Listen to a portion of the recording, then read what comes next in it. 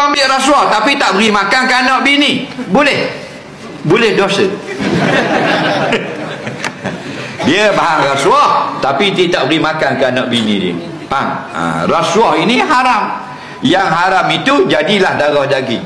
Nah, kita makan jadi darah daging, kita guna jadi darah daging juga. Orang panggil ambil manfaat. Maka Nabi kata kulil lahmin nabata min sutin fannaru aulabi. Tiap-tiap badan yang ada terkena dengan harta yang haram, maka selayaknya go to hell, masuk neraka.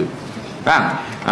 Mu sultan ke, mu raja ke, perdana menteri ke, timbalang ke, esko ke, MB ke, siapa-siapa pun, polis ke, rasuah JPJ ke apa pun, kalau makan yang haram, kita sekalipun bang, layaknya masuk neraka.